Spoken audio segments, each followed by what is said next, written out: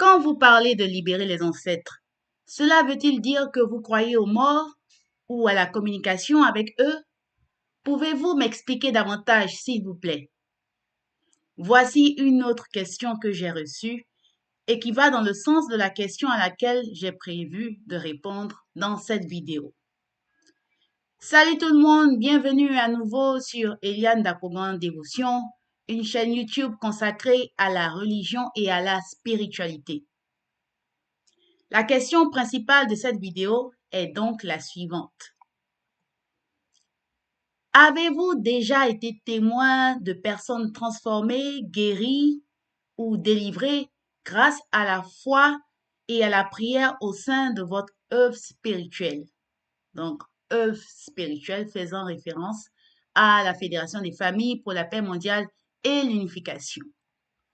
Ma réponse: oui, j'ai été témoin et je suis toujours témoin de personnes transformées, guéries et délivrées grâce à la foi et à la prière au sein de notre œuvre spirituelle. C'est une œuvre spirituelle qui fait intervenir ce que nous appelons la libération des ancêtres. À travers la libération des ancêtres, nous croyons que les morts ne sont pas morts. En d'autres termes, ceux qui sont morts ne sont morts que physiquement. Ils n'ont plus de corps physique, mais leur esprit poursuit une autre vie après leur mort physique. Et le fait de comprendre cela fait toute la différence. Les vrais parents sont appelés vrais parents parce que ce sont les seuls à avoir la capacité et l'autorité de nous enseigner que 90% des manifestations physiques sont les symptômes de phénomènes spirituels. C'est comme la face visible de l'iceberg, c'est-à-dire ce que nous voyons avec les yeux physiques, qui est toute petite, cette face visible. Et il y a à côté la face invisible, la face cachée de l'iceberg, qui est beaucoup plus large que la face visible.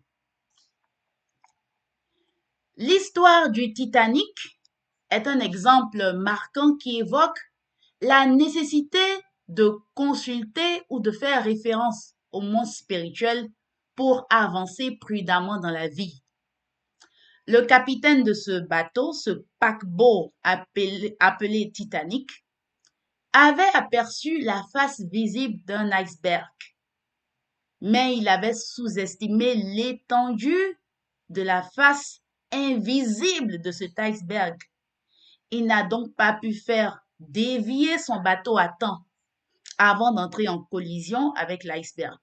Conséquence, c'est cette face cachée de l'iceberg, invisible à la surface de l'eau, mais visible uniquement sous l'eau, qui a déchiré la base du bateau,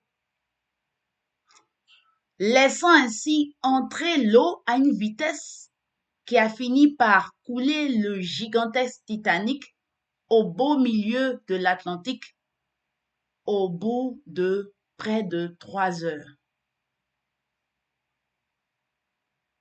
La révélation sur la vaste étendue du monde spirituel, qui transcende le temps et l'espace et dépasse l'étendue du monde physique, est largement expliquée dans l'enseignement de base des vrais parents, appelé le principe divin. Dans le principe divin, il y a une série de chapitres dont le premier est appelé le principe de la création. Le principe de la création, c'est en gros les lois et les règles par lesquelles Dieu a créé l'univers et l'humanité. Dieu, le Créateur et Parent céleste, est esprit.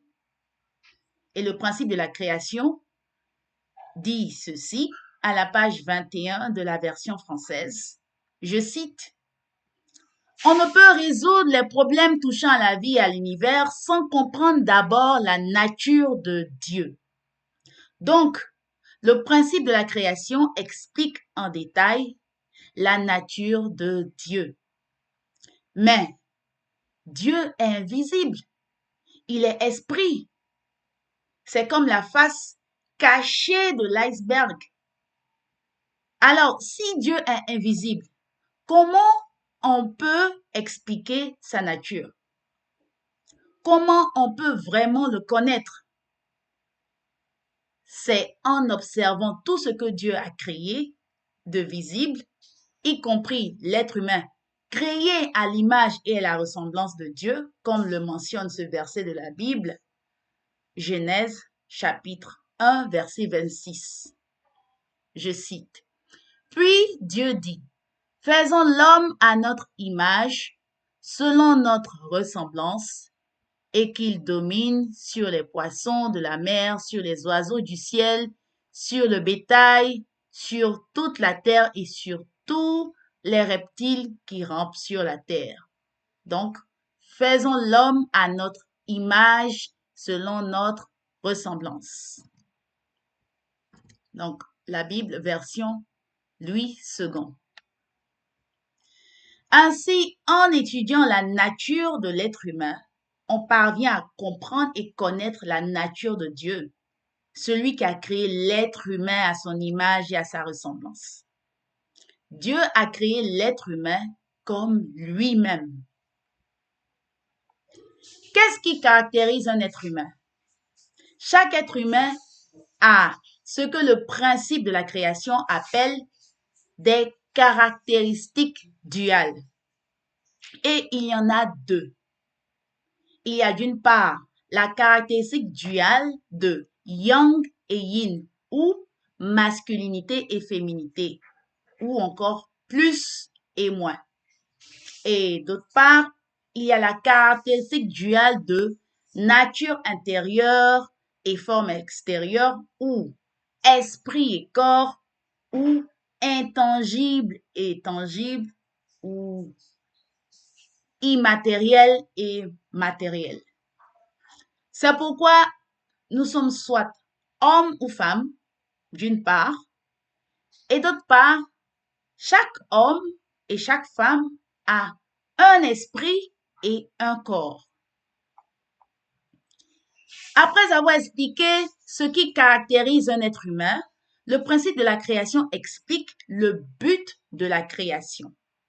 Pourquoi Dieu nous a créés, hommes et femmes, et avec chacun un esprit et un corps. C'est pour accomplir les trois grandes bénédictions telles que mentionnées dans la Bible, dans Genèse chapitre 1 verset 28 de la version Louis II. Dieu les bénit et Dieu leur dit, « Soyez féconds, multipliez-vous, remplissez la terre et soumettez-la. Dominez sur les poissons de la mer, les oiseaux du ciel et sur tout animal qui se déplace sur la terre. » Fin de citation. Quelles sont ces trois grandes bénédictions dans ce verset biblique selon le principe de la création? Première bénédiction, soyez féconds. Cela signifie atteindre la maturité spirituelle. C'est la raison pour laquelle nous avons un esprit et un corps. Nous devons vivre en unité et en harmonie entre notre esprit, qui est invisible, et notre corps, qui est visible. L'esprit étant connecté à Dieu, qui est amour, nous permettant ainsi de vivre une vie à la ressemblance de Dieu. Une vie où nous ressemblons à Dieu est une vie où nous ressemblons au caractère d'amour de Dieu, car l'essence même de Dieu, c'est l'amour. Et nous matérialisons des actes d'amour de par nos faits et gestes à travers notre corps physique. Donc, c'est cela, la relation entre l'esprit et le corps. Deuxième bénédiction, multipliez-vous. Cela signifie qu'un homme et une femme, le masculin et le féminin, doivent s'unir en mariage, former un couple, puis avoir des enfants et former, constituer une famille. C'est à travers le mariage et la famille que les êtres humains se multiplient. Donc, Dieu, en plus de nous avoir créés individuellement avec un esprit et un corps, Dieu nous a créés en deux catégories de sexe, hommes et femmes, pour multiplier la vie. Donc, sexe masculin et sexe féminin. En dehors des êtres humains, masculins et féminins, dans le règne animal, végétal et minéral, c'est uniquement aussi par l'union du mâle et de la femelle, étamine, pistil, anion, cation ou encore plus et moins, qu'il y a la vie. Troisième bénédiction, remplissez la terre et soumettez-la. Cela signifie que les êtres humains multipliés vont naturellement peupler toute la terre et donc la remplir et ce faisant la soumettre, la gouverner. Et comme il s'agit d'êtres humains matures, c'est-à-dire débordant de l'amour de Dieu qui leur a permis de construire, de bâtir une famille, ces êtres humains-là vont gouverner la terre et toute la création avec amour naturellement, sans la heurter ni la blesser. Alors, une fois que les êtres humains ont accompli la première, la deuxième et la troisième bénédiction durant leur vie sur terre, avec leur esprit encore dans leur corps, une fois cela accompli, ils auront vécu une vie comblée en ayant pleinement accompli leur mission sur terre. Ainsi, ils passeront à l'autre étape de leur vie, qui est la raison pour laquelle ils ont un esprit qui a besoin d'un corps pour grandir et arriver à maturité. Après la vie sur terre, nous poursuivons la vie dans le monde spirituel, la vie après la mort physique, la fin de la vie physique. L'accomplissement de chacune des trois grandes bénédictions dans notre vie physique, notre capacité à manifester l'amour de Dieu au niveau individuel, au niveau familial, au niveau environnemental, valide la vie que nous avons menée sur la terre et le niveau auquel nous accédons dans la vie, dans le monde spirituel. Voici en résumé comment les vrais parents expliquent les trois grandes étapes de toute notre vie. Je cite. La première étape de la vie est le séjour de près de 9 mois passés dans le sein maternel. Nul n'y échappe. Nous n'en sommes pas forcément conscients, mais nous passons tous sans exception 9 mois dans le sein de notre mère. Bien que l'utérus d'une femme soit plus étroit que certains cuiseurs à riz, du point de vue du fœtus, il est plus vaste que l'univers entier. Qu'en est-il de notre venue au monde pour la deuxième étape de notre vie, qui se déroule ici sur la terre? Comment trouver les mots pour décrire la lutte du nouveau-né aux prises avec un monde complètement inconnu et nouveau? Le premier cri solitaire d'un nourrisson lorsqu'il fait son entrée dans le vaste monde, en sortant par les voies naturelles de sa mère, représente la promesse d'un avenir de 100 ans, la bénédiction et la célébration qu'offre l'entrée dans un espace et un temps nouveau. Nous avons tous reçu cette bénédiction de la naissance qui nous a permis de vivre la deuxième étape de notre vie. 100 ans, c'est certes bien plus long que les 9 mois passés dans le sein maternel, mais n'oubliez pas que nous avons encore un chemin à suivre pour un but supérieur. Nous avons tous oublié le niveau de conscience que nous possédions dans le sein de notre mère et nous pouvons penser que nous vivons maintenant pleinement dans notre vie, dans ce vaste monde, avec une conscience totalement épanouie. Pourtant, ce n'est qu'une préparation pour l'étape finale de notre existence, qui est l'entrée dans la vie éternelle. Cette troisième étape se déroule dans le monde de la vie éternelle, le monde spirituel, où nous entrons après avoir terminé notre vie sur terre. Originellement, originellement, nous n'étions destinés à entrer dans le monde spirituel qu'après avoir parfait notre esprit au cours de notre vie sur terre. Il s'agit d'un monde que les descendants de la chute ne peuvent imaginer. C'est un monde où l'on transcende le temps et l'espace, tout comme le fœtus dans le sein maternel ne peut imaginer la vie sur terre. Nous qui vivons en respirant l'air de ce monde terrestre ne pouvons pas facilement comprendre le monde spirituel, où nous renaîtrons dans notre corps spirituel, vivant et respirant l'amour vrai. Mesdames et messieurs, à l'approche de la mort, les gens peuvent trembler de crainte et de frayeur et se sentir terrifiés, faute de saisir ce que mourir signifie réellement. En plus de 6000 ans d'histoire humaine, nul n'a pu malheureusement enseigner la vérité sur la mort. Maintenant, dans les derniers jours de l'histoire, je peux révéler cette vérité, ce secret céleste, en tant que vrai parent de l'humanité. Fin de citation.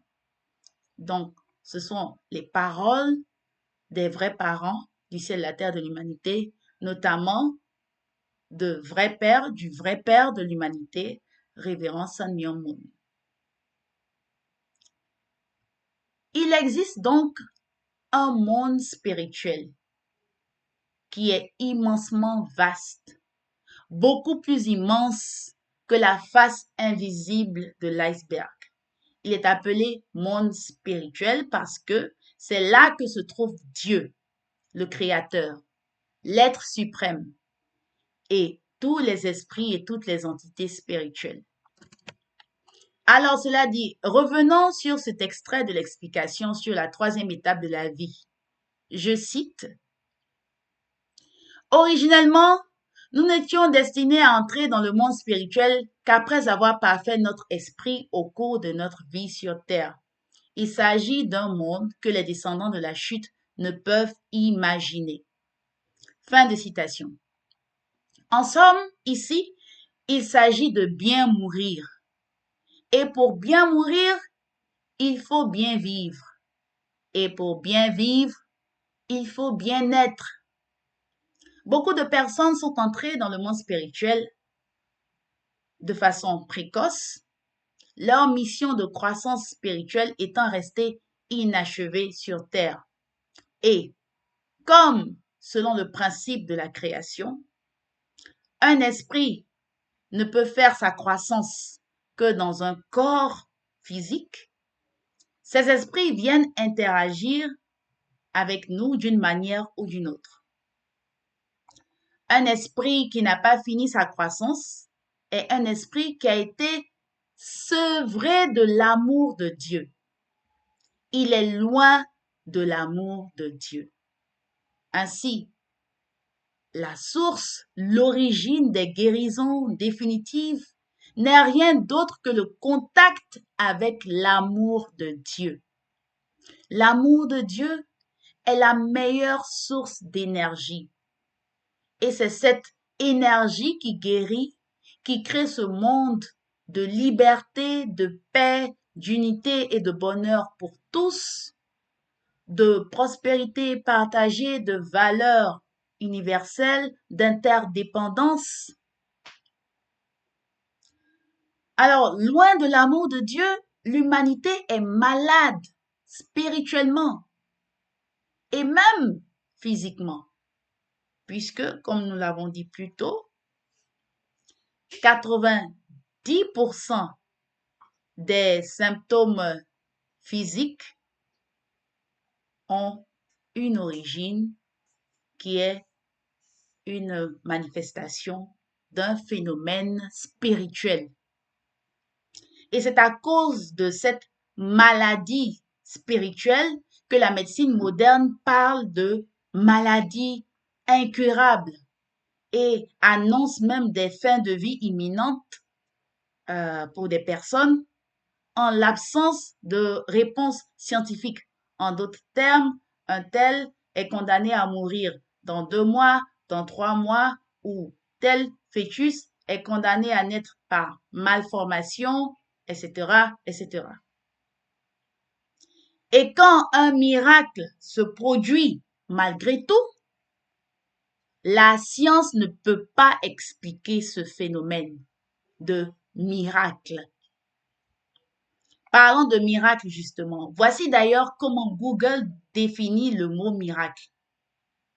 Je cite, un miracle est un événement extraordinaire, souvent inexpliqué par la science, interprété comme une intervention divine ou une manifestation surnaturelle. Ces faits, considérés comme des signes de l'amour ou de la puissance de Dieu, visent à renforcer la foi ou à apporter un soulagement dans des situations. Fin de citation. Ainsi, le miracle dont l'humanité a besoin pour guérir sa maladie spirituelle se produira quand toute l'humanité aura accès à la plénitude de l'amour de Dieu. Dieu le Parent céleste. Si tel est le cas, qu'est-ce qui nous éloigne de l'amour de Dieu? L'amour de Dieu, c'est l'amour vrai. Et l'amour de Dieu pour l'humanité, c'est l'amour qui détermine la relation entre Dieu, notre parent, et nous, les êtres humains, ses enfants. Nous avons une relation de parent-enfant avec Dieu. Pour ceux qui sont parents, naturellement, ils comprennent plus ou moins de quoi il s'agit. L'amour d'un parent pour son enfant ou ses enfants et vice-versa, l'amour des enfants pour leurs parents. Si tout le monde n'est pas encore devenu parent, tout le monde est censé être né de parents, mais même si tout le monde est né de personnes censées être ses parents, tout le monde n'a pas l'expérience de l'amour parent-enfant. Alors, l'amour de Dieu, c'est l'amour vrai. Mais l'amour faux, c'est l'amour qui vient de Satan. Et c'est cet amour qui nous éloigne de l'amour vrai de Dieu. Et hélas, c'est cet amour qui a engendré l'humanité déchue. C'est pourquoi le roi David a déclaré dans le psaume chapitre 51, verset 5, « Ma mère m'a conçu dans le péché » pour expliquer la force qu'il avait poussé à commettre l'adultère. L'apôtre Paul a aussi déclaré dans le livre de Romains, chapitre 7, verset 19, « Car je ne fais pas le bien que je veux et je fais le mal que je ne veux pas. »